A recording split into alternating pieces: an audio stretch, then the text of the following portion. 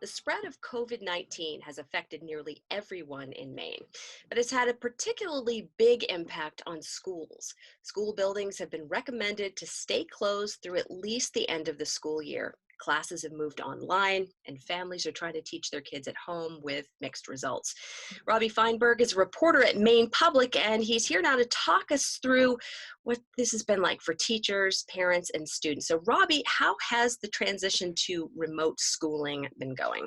Yeah. So this transition has definitely been a work in progress for a lot of schools so far. What I've definitely heard from lots of teachers and districts is that they've worked hours and hours to try to shift all of their classes to this remote learning in just a few short weeks, and that's been a huge lift on teachers who have described to me about how they've had to switch their classes online, but also how they're answering emails all the time. They're constantly reaching out to students just by phone or video chat, often just to make sure that a lot of them are just all right. But a lot of school staff have told me, I think the same thing you're hearing from a lot of other sectors, which is that COVID-19 really exposed a lot of the inequities and gaps that we kind of have already had. So for schools, I think the most obvious gap has been internet access. The Maine DOE has said that tens of thousands of students don't have internet access in the state, and that's meant really huge differences in what learning actually looks like. So some students are still able to participate in things like video calls. They can still see their friends. They can have kind of more of those interactive experiences online. But then there are other kids who are still stuck using just kind of, paper packets. So you can imagine those are, two pretty big different experiences. And so this has been such a big concern that the Bangor School Department just raised $60,000 to buy Wi-Fi devices to help their kids. And the state DOE has told me that it's trying to move around funding in its budget to help other schools purchase more of these devices. And even if students do have internet, that has definitely not solved everything. Families in general are struggling with basic needs like food or housing, and that obviously affects their kids. And I've heard from school officials who told me that they simply haven't been able to connect with some kids, and assistant principals are even kind of like knocking on doors sometimes still to just make sure that some are okay. So you kind of add in the pandemic with these other issues, and you can see just how difficult this is for some students. And it's why a lot of schools are just kind of saying and telling families to just do the best they can right now. So it sounds like it's been quite difficult for schools and classes and teachers. Uh, but what about the situation at home? Some parents homeschool. I imagine that's also been difficult. Yeah. As you can imagine, there are a lot of parents who maybe, they're working from home while they've got two or three kids who are trying to get, math and English done all at the same time, which obviously can be really exhausting. But the biggest challenge that I've really heard about is for students with disabilities. And this has been a challenge, not just in Maine, but really kind of around the country in this. So I've talked with probably about a half dozen families, maybe more, who, they've really told me their stories about how their children, they normally get a lot of these in-school supports. So that's things like behavioral therapy, physical therapy, really other work with a specialist. But that's obviously changed a lot. It's now schools kind of giving maybe an hour-long lesson per day, and that just isn't the same that it was before. So parents are, they're trying to juggle jobs with trying to kind of be a substitute therapist. And I've heard from a lot of parents who've, they've seen their children really fall behind and regress in their development, because of that. So schools are trying to plan for this, and they are trying to offer more supports when students do eventually come back into the school building, but that could be a while from now. Where does this put us with testing and test scores and preparedness and development throughout the school year? Because it sounds like it's been very, very disruptive. So how do they actually go about gauging those markers that they normally use? Do you know? Yeah, I mean, right now the state has basically canceled all standardized tests and that's kind of happening really around the country in terms of this. So that has just kind of ended, and so we don't really know.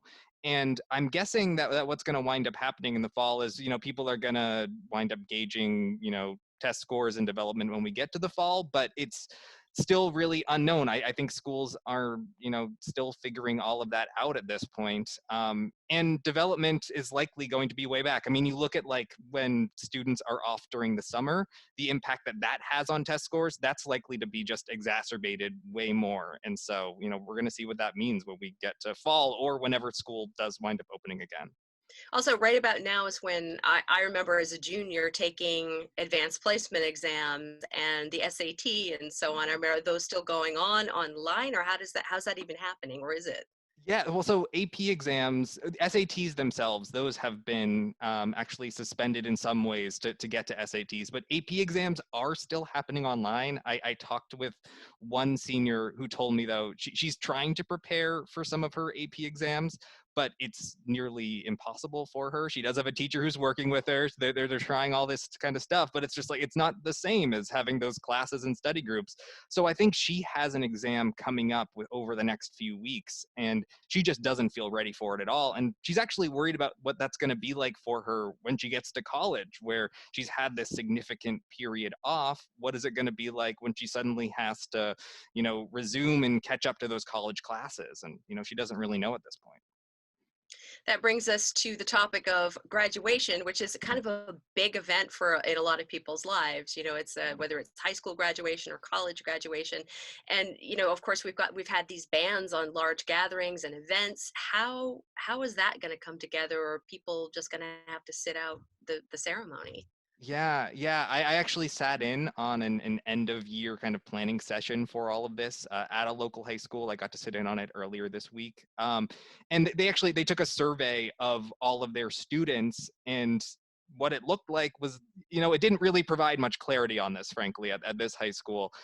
There were a lot of students who they basically said they wanted that big kind of in-person graduation, which, completely understandable. They wanted the cap and gown, they wanted all their families there and stuff like that at this point. But that just simply isn't going to be possible with a lot of this. So there are some alternatives that are being proposed. I've heard about virtual graduations.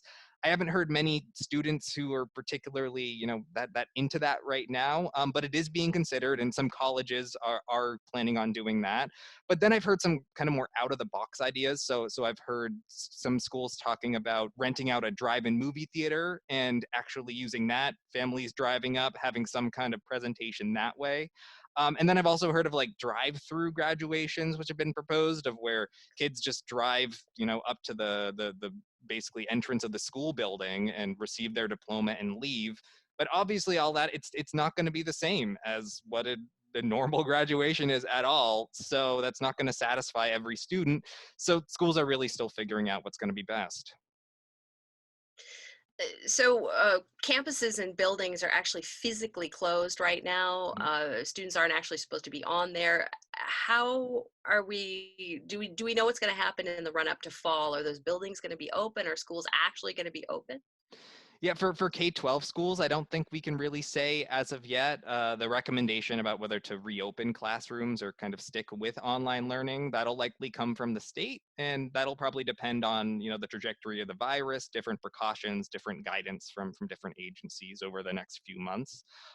One good thing is that the state did just get about 40 million, more than $40 million in additional money for K-12 schools from the federal government. And that can probably be used for things like extra support when school does get underway. It's just we don't know when that is actually going to happen. But the other question is around colleges here. They've really been the ones talking about this so far. A lot of colleges are saying they are planning to open campuses in the fall, but they've said, that's going to require a lot of different plans and steps that they currently are more difficult. So they're going to need more testing. There's going to have to be all kinds of guidelines around like dorms and dining halls, and it's unknown what that is all going to look like at this point. But they do have an incentive to open, in the sense that I talked with one college who said, if they don't have room and board for the fall semester, they'll lose out on a couple of $1 million at least, and that makes a huge difference, particularly for some of these smaller colleges. So they do want to be open in order to keep their budgets alive. And we've already seen some hiring freezes, some salary reductions, things like that. So if campuses do have to stay closed, we'll probably wind up seeing more of that over the next few months. And just one more question that sort of has been on everybody's minds is, well, what happens in the event of, say, a recurrence? We've heard that there's the possibility that coronavirus could raise its head again in next winter, or even possibly become seasonal. And I'm just wondering, is that something that schools are thinking they might have to grapple with going forward, as a just sort of as a seasonal thing, or do you know? Has anybody talked about that?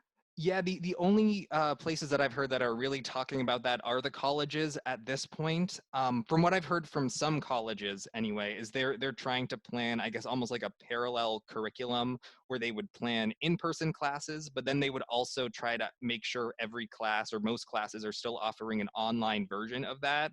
So they could do something like, okay, a student does wind up getting a case of COVID-19. That student would obviously have to be quarantined and they would be preparing some kind of quarantine area for that student.